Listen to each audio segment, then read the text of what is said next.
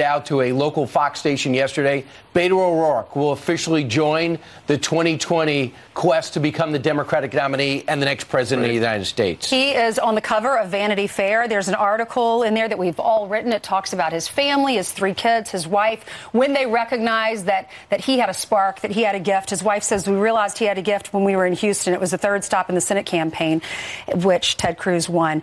She said every seat was taken, every wall, every space in the room was filled. You could feel the floor moving almost. It was not totally clear that Beto was what everyone was looking for, but just like that, people were ready for something. Just like that. And so Beto, different candidates have had different ways to announce. This is one of the most unique. The fact of the matter is he texted a TV station yesterday down in Texas, KTSM. They received a text, and he said, I'm really proud of what El Paso did and what El Paso represents. It's a big part of why I'm running, and that really tipped off everybody who's running. This city is the best example of this country at its best. So Beto O'Rourke has launched his 2020 run for president. His last run was for Texas Senate, as Ainsley said, and keep in mind he lost to Ted Cruz. All right, so Beto, Vanity Fair has a huge article and feature on him. It's almost as if they helped launch his campaign. Here's a quote from it. He says, I want to be in it, man. I'm just born to be in it. They also point out that he has this huge library, as if it's a big plus that he reads books. We would assume that. And he talks to all the presidential libraries there, and the writer writes, there's always a sense that he belongs on that, as if a book of a president's going to be in there. But listen, he's got a lot of charisma. He's got a lot of presence.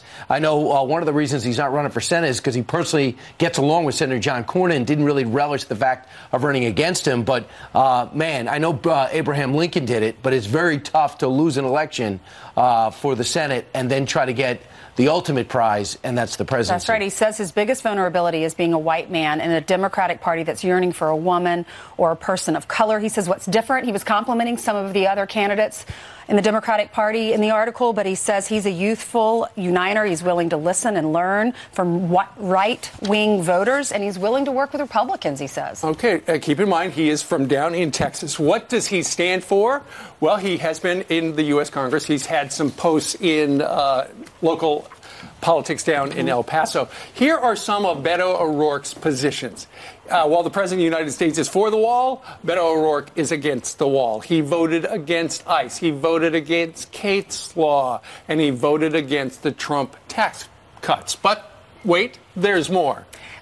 He supports single-payer health care, voted against restrictions on late-term abortions, voted against sanctioning Iran, called law enforcement the new Jim Crow. And remember, he answered the question, what do you think about a fence, a wall, a barrier?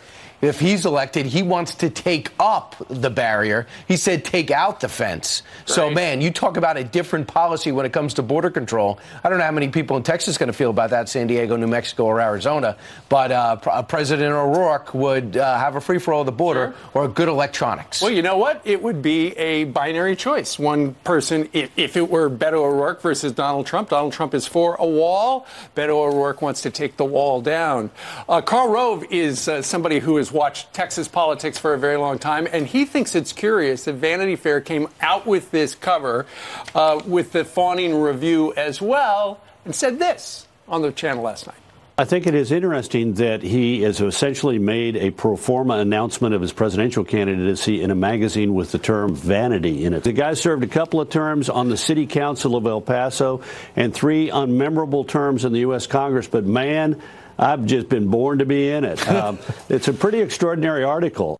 Yeah, he just talks about how as a kid he was a screw up, embarrassed his dad. His dad actually stopped talking to him. Lots of colorful language in the article, right? Yeah, no kidding. He said in Vanity Fair, you can probably tell that I want to run. I do. I think I'd be good at it. But of course, ladies and gentlemen, it's up to all of you. Now, let's see what the opposition research comes with other Democratic candidates who might not be impressed with Beto O'Rourke now that they're running against him.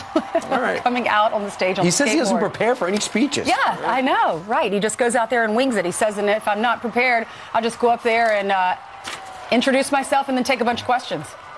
All right. So anyway, we're going to have the video. He officially has a video out.